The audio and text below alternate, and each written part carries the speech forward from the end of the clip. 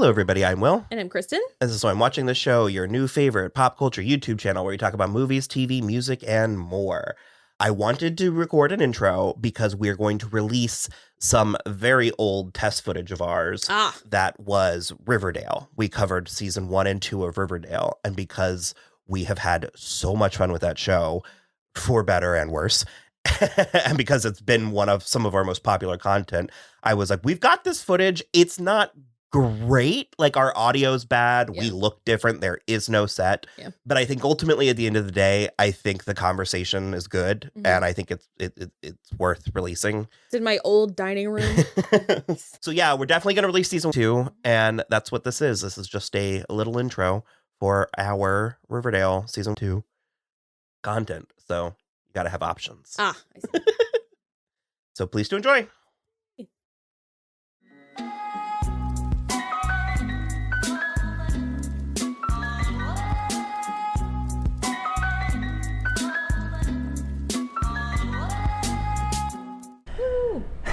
This is where we get to some of the plot that like we're not thrilled about, and so I'm getting a little bit fatigued at this point. But again, I have to say I am intrigued by where it could have gone. Mm-hmm. Hiram buying up the town and Hermione becoming mayor, like Dracula. Yeah.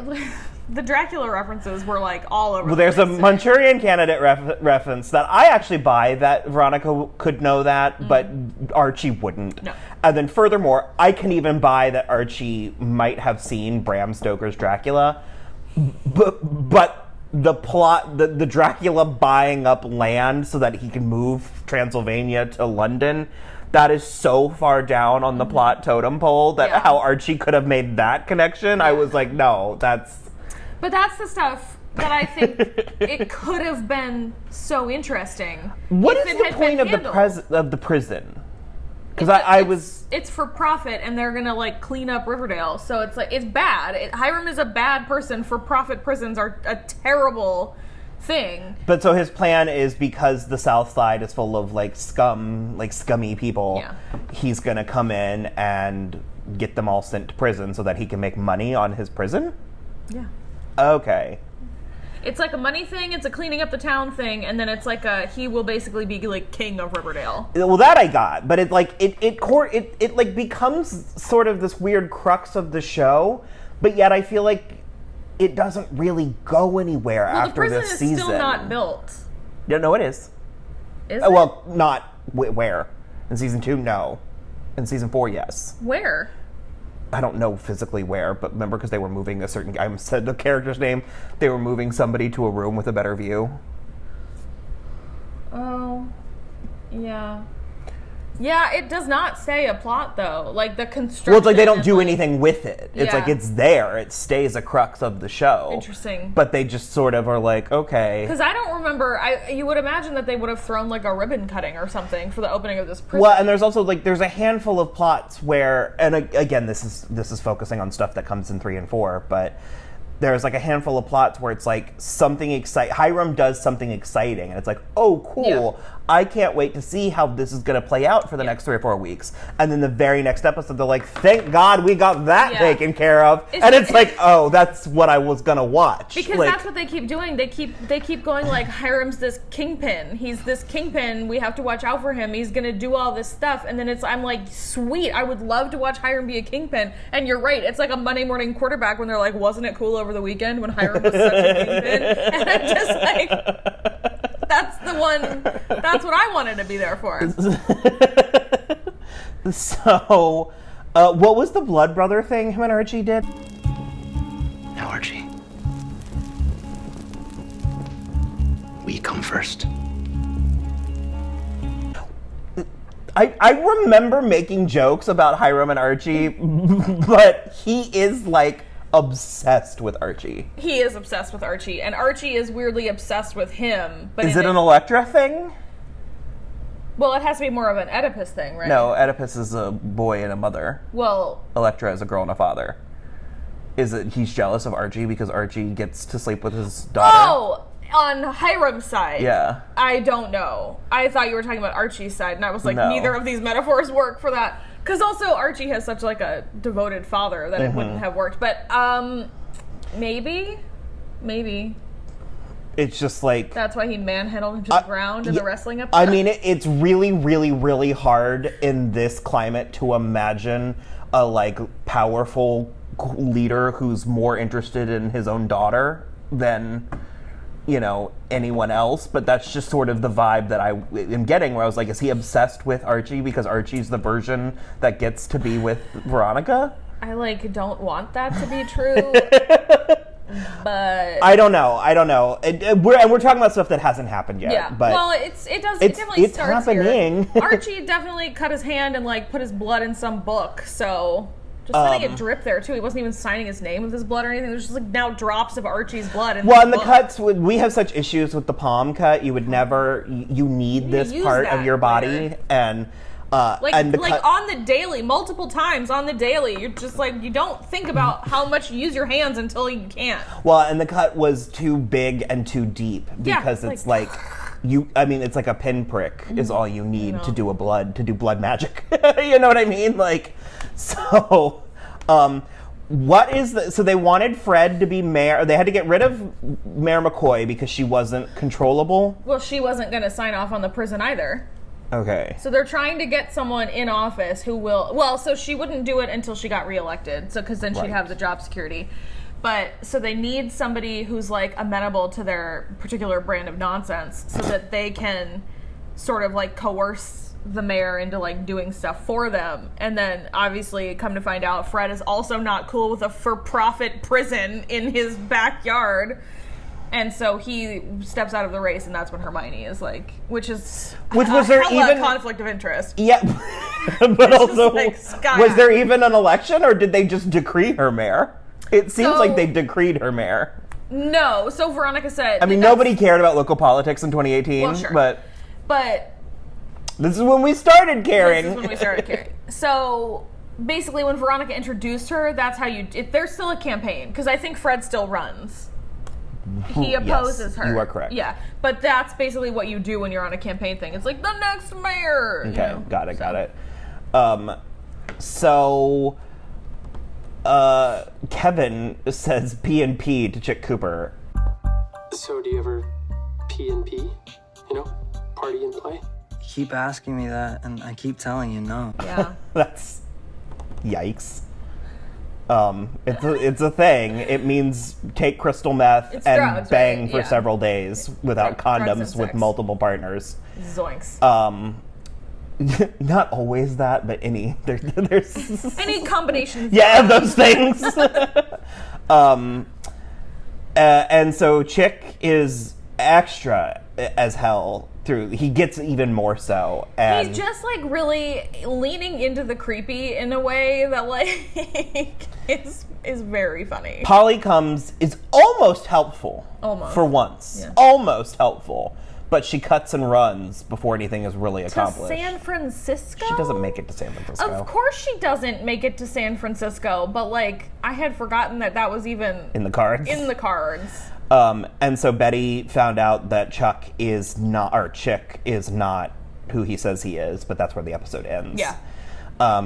This does have one of my favorite scenes in Riverdale, though. It's Clifford's will reading. When Claudia shows up at like the will reading and Cheryl just like faints. Like a bag of potatoes. Yeah. Here. Couldn't have said it better myself.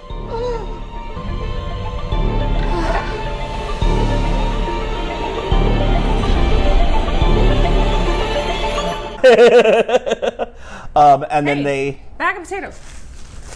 Cheryl falls. Like that.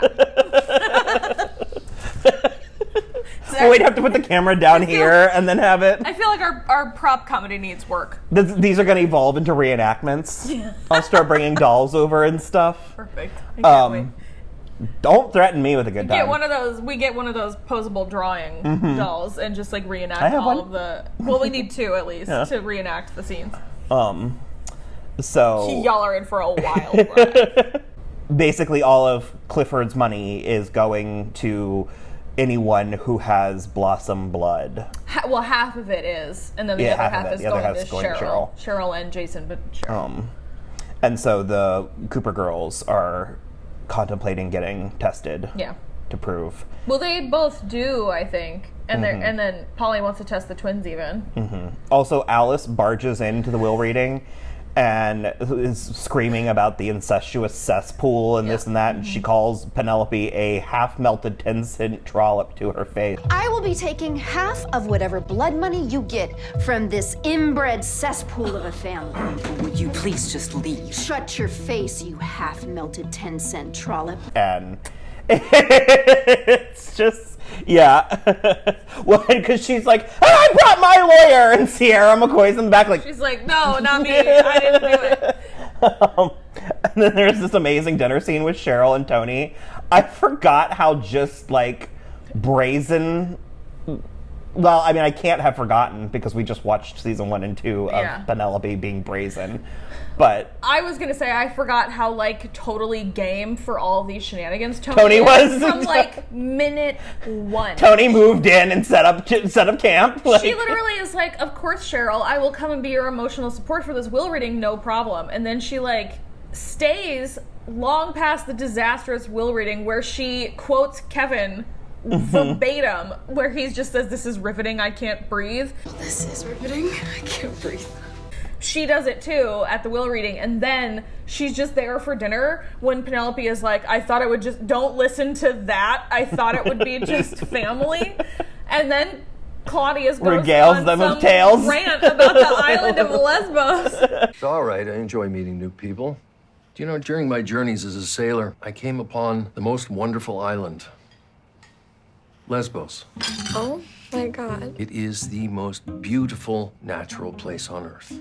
Which is just absolutely wild. But Tony seems just like remarkably down to clown with all of it. I'm going to ask a question that might be silly, but is it odd to you? Is Penelope Blossom's homophobia odd to you? Yes. Okay. Especially because she's so...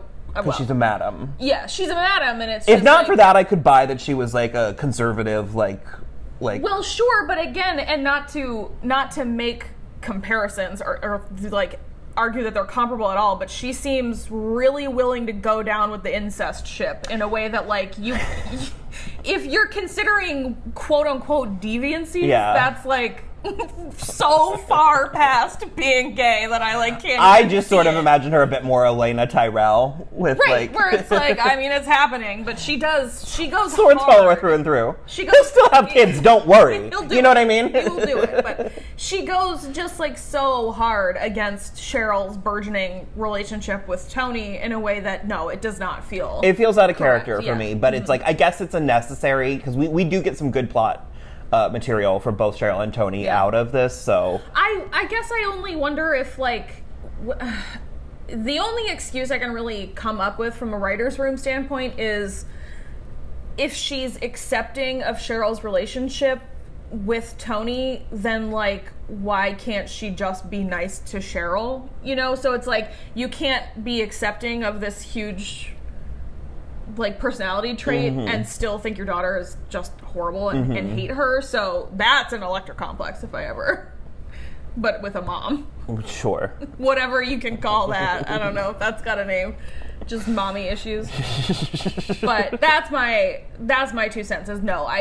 Given all of the other things that she's totally fine with, including being a sex worker and, you know, things we come up to in later seasons, it does feel real weird that she's not okay with the gay parts. I did. That's the last of the notes that I have written down, but I did want to go back to just for a minute to Kevin with trying to like catfish Chick with Betty. Yeah. And I forgot what a shitty friend Betty is capable of being. Like, it didn't really stick out to me on a first viewing, but... I think we really, really like Betty, but I think we really, really like Betty because of... She goes down the rabbit hole. Well, she does, but I think we like Betty so much because of Lily. It's not that Betty is this, like, paragon, you know, we like Lily. She pulls some stunts. Yeah, it's not great. She's, like, forcing Kevin to catfish Chick, and it's not nice. And he feels badly really about bad it. about it. So, was there anything else? That's all I made note of. I mean, there's like a burgeoning rift between Fred and Archie, but yeah, we're not quite there yet. Chic is, just creepy, cutting Polly out of pictures and stuff, so. I think that's it for now. Yeah. So. Pretty good. Check in later. Bye.